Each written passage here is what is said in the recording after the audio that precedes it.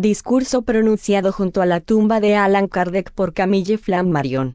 Señores, he aceptado con deferencia la cordial invitación de los amigos del pensador laborioso cuyo cuerpo terrestre yace ahora a nuestros pies, y recuerdo un día sombrío del mes de diciembre de 1865, en que pronuncié palabras de postrer adiós junto a la tumba del fundador de la librería académica, el honorable Didier, que como editor fue el colaborador convencido de Allan Kardec en la publicación de las obras fundamentales de una doctrina que le era estimada. También él murió súbitamente, como si el cielo hubiese querido ahorrar a esos dos espíritus íntegros el inconveniente filosófico de salir de esta vida por una vía distinta de la seguida comúnmente. La misma reflexión se aplica a la muerte de nuestro ex colega Jobar, de Bruselas.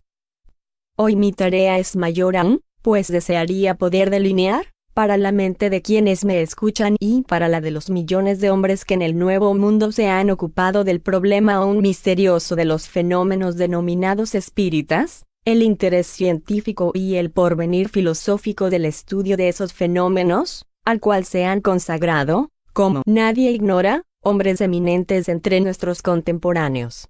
Quisiera hacer que vislumbren los horizontes desconocidos que el pensamiento humano verá desplegarse delante de sí, a medida que él amplíe el conocimiento positivo de las fuerzas naturales que actúan alrededor nuestro. Quisiera mostrarles que esas constataciones son el antídoto más eficaz contra la plaga del ateísmo, de que parece atacada particularmente nuestra época de transición. Quisiera dar aquí, por último, el testimonio público del eminente servicio que el autor del Libro de los Espíritus ha prestado a la filosofía, al despertar la atención y provocar discusiones sobre hechos que hasta entonces pertenecían al dominio mórbido y funesto de las supersticiones religiosas.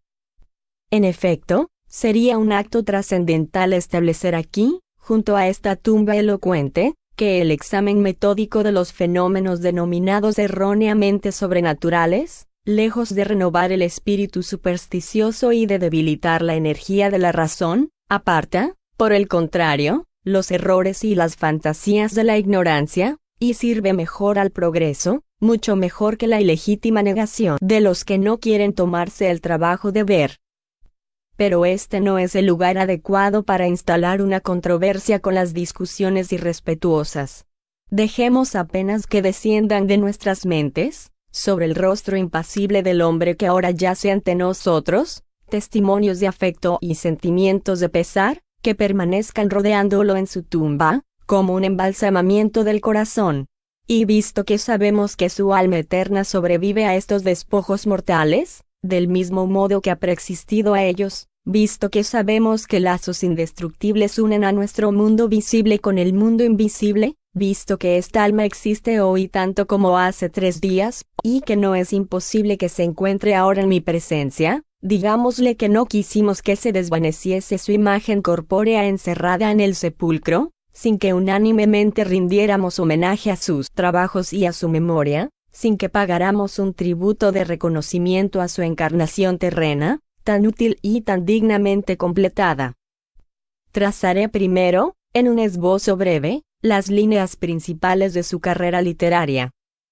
Muerto a la edad de 65 años, Allan Kardec consagró la primera parte de su vida a escribir obras clásicas, elementales, destinadas principalmente para uso de los educadores de la juventud.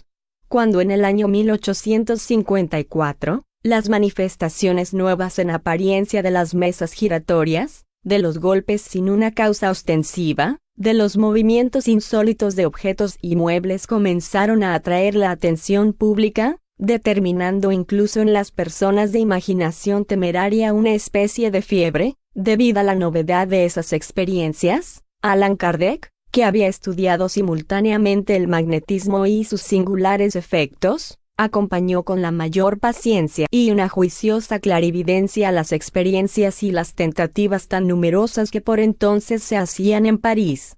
Reunió y ordenó los resultados obtenidos mediante esa prolongada observación, y con ellos compuso el cuerpo de doctrina que publicó en 1857, en la primera edición del Libro de los Espíritus. Todos vosotros sabéis del éxito alcanzado por esa obra, tanto en Francia como en el extranjero.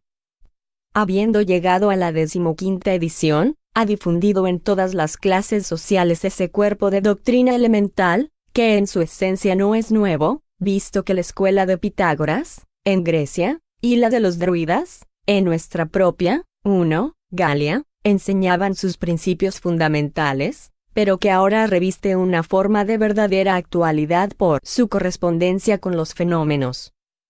Nota al pie. 1. En vez de pobre, como consta en el original francés, el término correcto es propia. Véase la Revista Espírita de mayo de 1869, donde este discurso fue publicado por primera vez. Fin de la nota.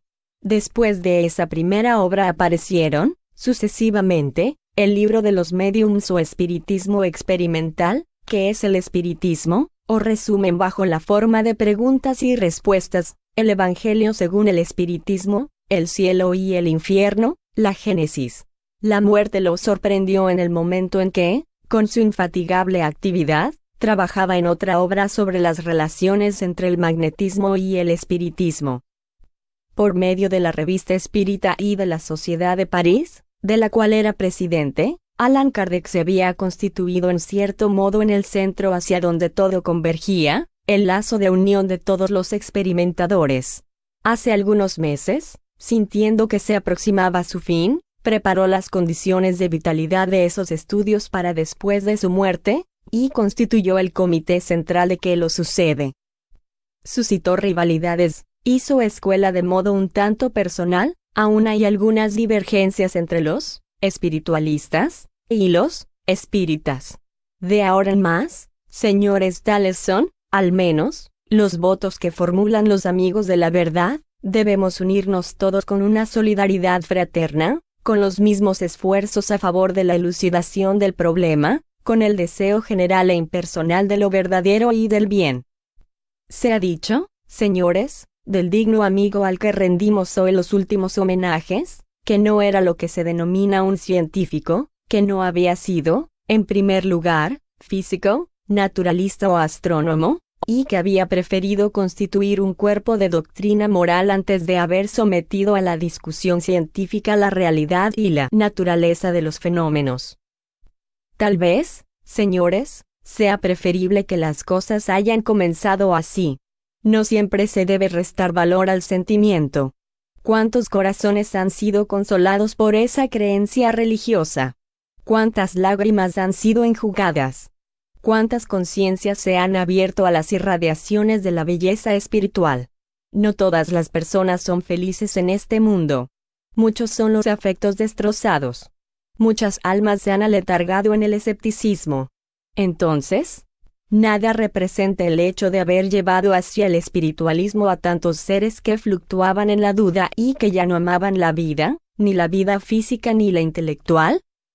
Si Allan Kardec hubiese sido un científico, por cierto, no habría podido prestar este primer servicio y difundirlo hasta tan lejos, como una invitación a todos los corazones. Él, no obstante, era lo que llamaré sencillamente, el buen sentido encarnado. Razón recta y juiciosa, sin cesar aplicaba a su obra permanente las indicaciones íntimas del sentido común. No era esa una cualidad de menor importancia en el orden de cosas que nos ocupan. Era, y podemos afirmarlo, la primera de todas y la más valiosa, pues sin ella la obra no hubiera podido llegar a ser popular, ni extender sus inmensas raíces por todo el mundo. La mayoría de los que se han dedicado a estos estudios tienen presente que en la juventud, o en ciertas circunstancias especiales, fueron testigos de manifestaciones inexplicables. Pocas son las familias que no cuenten en su historia testimonios de esta índole. El punto de partida era aplicarles la razón firme del simple buen sentido y examinarla según el principio del método positivo. Conforme previó su propio organizador, ese estudio, que fue lento, difícil y complejo, debe ingresar ahora en un período científico.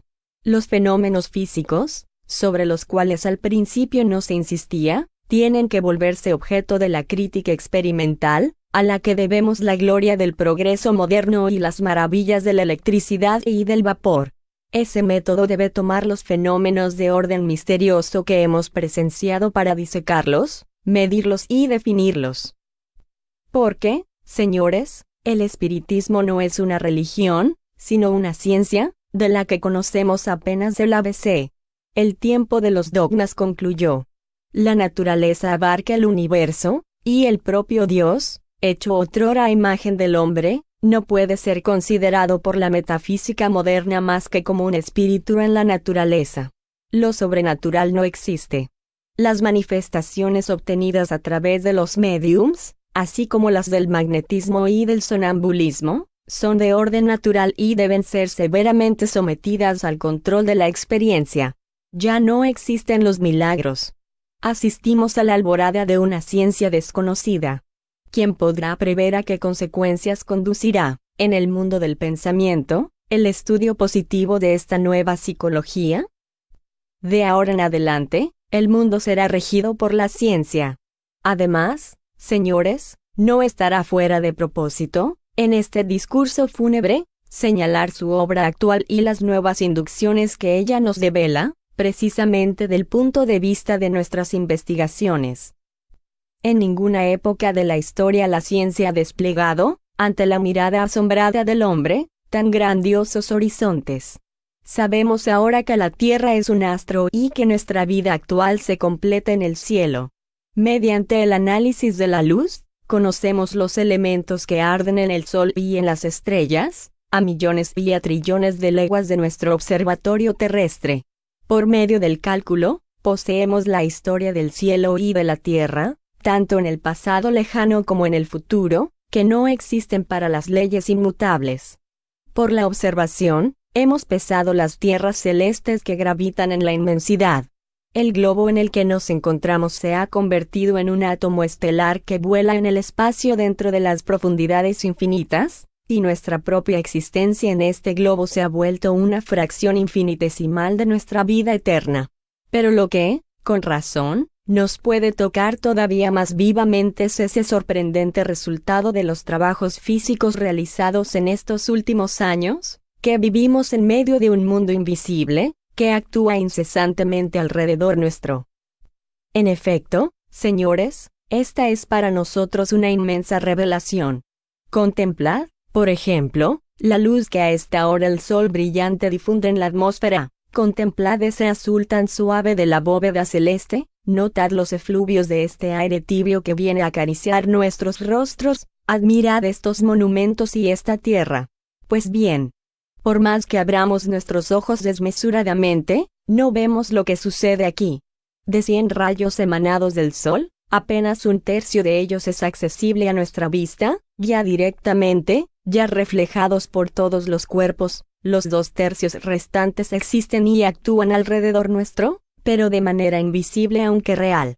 Son cálidos, sin que nos resulten luminosos y, con todo, son mucho más activos que los que nos impresionan, porque son ellos los que atraen las flores hacia el lado del sol, que producen todas las acciones químicas. 2. Y también que elevan, bajo una forma igualmente invisible, el vapor del agua en la atmósfera para formar las nubes, y ejercen de ese modo, sin cesar en torno nuestro, de manera oculta y silenciosa, una fuerza colosal, mecánicamente equiparable al trabajo de muchos billones de caballos. Nota al pie. 2. Nuestra retina es insensible a esos rayos, pero hay sustancias que los ven, como el yodo y las sales de plata, por ejemplo. Al ser fotografiado el espectro solar químico, que nuestra mirada no divisa, no se percibe ninguna imagen visible en la chapa fotográfica recién salida de la cámara oscura, pero esa imagen existe en ella, visto que una operación química hace que aparezca. Fin de la nota. Si los rayos calóricos y los rayos químicos que actúan constantemente en la naturaleza son invisibles para nosotros, se debe a que los primeros no nos hieren la retina con demasiada rapidez, y a que los segundos la hieren con rapidez excesiva. Nuestros ojos solo ven las cosas entre 2 límites, más acá y más allá de los cuales nada divisan. Nuestro organismo terreno puede ser comparado con una arpa de 2 cuerdas, que son el nervio óptico y el nervio auditivo. Cierta especie de movimientos pone en vibración a la primera, y otra especie de movimientos hace vibrar a la segunda. En esto se resume toda la sensación humana, más restringida en este punto que la de algunos seres vivos, como algunos insectos, por ejemplo, en los cuales esas mismas cuerdas de la visión y de la audición son más delicadas. Ahora bien, en realidad existen en la naturaleza no 2, sino 10, 100, 1000 especies de movimientos. La ciencia física nos enseña, pues, que vivimos dentro de un mundo invisible para nosotros, y que no es imposible que seres, también invisibles para nosotros, vivan igualmente en la Tierra con un orden de sensaciones absolutamente diferente del nuestro, y sin que podamos apreciar su presencia, a menos que se nos pongan de manifiesto por hechos que quepan en el orden de nuestras sensaciones. Ante tales verdades, que apenas comienzan a brotar, qué absurda y sin valor se revela la negación a priori. Cuando se compara lo poco que sabemos y la exigüidad de nuestra esfera de percepción con la cantidad de lo que existe, no se puede dejar de concluir que no sabemos nada, que todo nos resta por saber. ¿Con qué derecho pronunciaríamos entonces la palabra imposible, en presencia de hechos de los que hemos sido testigos sin que podamos descubrir su causa única? La ciencia nos abre perspectivas tan autorizadas como las precedentes sobre los fenómenos de la vida y de la muerte y sobre la fuerza que nos anima. Basta con observar la circulación de las existencias. Todo no es más que metamorfosis. Arrastrados en su curso eterno, los átomos constitutivos de la materia pasan incesantemente de un cuerpo a otro, del animal a la planta, de la planta a la atmósfera, de la atmósfera al hombre, y nuestro propio cuerpo, mientras nos dura la vida, cambia continuamente de sustancia constitutiva, del mismo modo que la llama, que solo brilla por medio de los elementos que de continuo se renuevan. Y cuando el alma levanta vuelo, ese mismo cuerpo, ya tantas veces transformado durante la vida, restituye definitivamente a la naturaleza todas las moléculas, para no volver a recuperarlas. El dogma inadmisible de la resurrección de la carne ha sido sustituido por la elevada doctrina de la transmigración de las almas. El sol de abril irradia en los cielos y nos inunda con su primer rocío calorífero. Las campiñas ya despiertan, los primeros brotes se abren, la primavera vuelve a florecer, el azul celeste sonríe, y la resurrección se opera. Aún así, esta vida nueva está formada por la muerte y solo cubre ruinas. ¿De dónde proviene la savia de estos árboles que reverdecen en los campos de los muertos? ¿De dónde viene esa unidad que nutre sus raíces? ¿De dónde vienen todos los elementos que harán que aparezcan, bajo las caricias de mayo, las florecillas silenciosas y los pájaros melodiosos? De la muerte. Señores, de estos cadáveres sepultados en la noche siniestra de las tumbas. Ley suprema de la naturaleza, el cuerpo material no pasa de un agregado transitorio de partículas que no le pertenecen y a las que el alma agrupó, según su propio tipo, a fin de crear para sí órganos que la pongan en relación con nuestro mundo físico.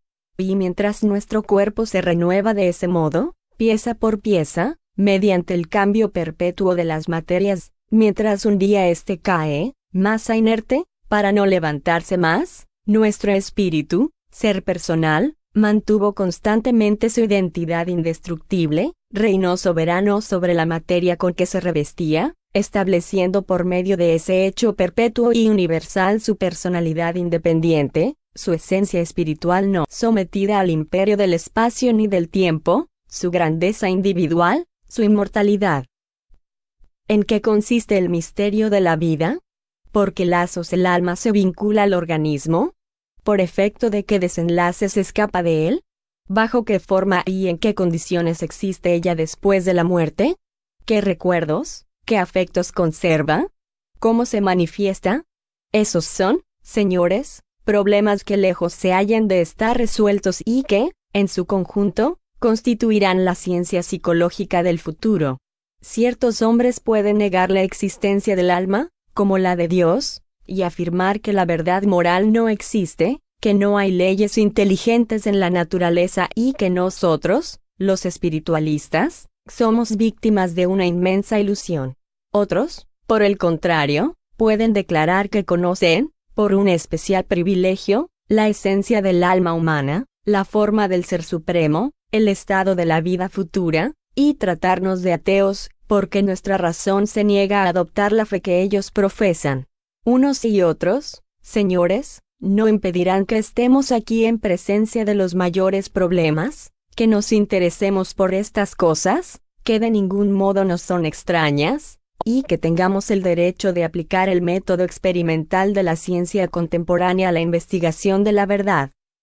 Mediante el estudio positivo de los efectos nos remontamos a la apreciación de las causas. En el orden de los estudios que se agrupan bajo la denominación genérica de espiritismo, los hechos existen, aunque ninguno conozca el modo en que se producen. Existen tanto como los fenómenos eléctricos, luminosos, calóricos. Con todo, señores, nosotros no conocemos ni la biología ni la fisiología. ¿Qué es el cuerpo humano? ¿Qué es el cerebro? ¿Cuál es la acción absoluta del alma? Lo ignoramos. También ignoramos la esencia de la electricidad, la esencia de la luz. Así pues, es prudente que observemos con imparcialidad todos esos hechos e intentemos determinar sus causas, que tal vez sean de especies diversas y más numerosas de lo que hasta ahora habíamos supuesto. Poco importa que aquellos cuya vista está limitada por el orgullo o por el prejuicio no comprendan en absoluto los anhelos de nuestras mentes ávidas de conocer, y lancen sobre este género de estudios sus sarcasmos o sus anatemas. Nosotros colocamos más alto nuestras contemplaciones. Tú has sido el primero, oh, maestro y amigo. Tú has sido el primero en dar, desde el comienzo de mi carrera astronómica, testimonio de viva simpatía a mis deducciones relativas a la existencia de las humanidades celestes, pues, teniendo a la vista el libro sobre la pluralidad de los mundos habitados, las pusiste de inmediato en la base del edificio doctrinario con que soñabas. Muchas veces conversábamos sobre esa vida celeste tan misteriosa. Ahora, oh alma, ¿sabes por visión directa en qué consiste esa vida espiritual a la que volveremos todos? La vida que olvidamos durante la existencia en la tierra. Ahora has regresado a este mundo de donde hemos venido, y recoges el fruto de tus estudios terrestres. Tu envoltura duerme a nuestros pies, tu cerebro se ha apagado, tus ojos se han cerrado para no volver a abrirse, tu palabra no se dejará escuchar más. Todos sabemos que hemos de sumergirnos en este mismo último sueño, que hemos de volver a esa misma inmovilidad, a ese mismo polvo. Pero no es en esa envoltura donde depositamos nuestra gloria y nuestra esperanza. El cuerpo cae, el alma permanece y retorna al espacio. Hemos de encontrarnos en un mundo mejor, y en el cielo inmenso donde han de ejercitarse nuestras más poderosas facultades, proseguiremos los estudios que en la tierra encontraban un escenario demasiado estrecho para contenerlos. Preferimos saber esta verdad a creer que yaces por entero en ese cadáver y que tu alma ha sido aniquilada por la cesación del funcionamiento de un órgano. La inmortalidad es la luz de la vida, del mismo modo que este sol resplandeciente es la luz de la naturaleza. Hasta pronto, mi querido Allan Kardec, hasta pronto.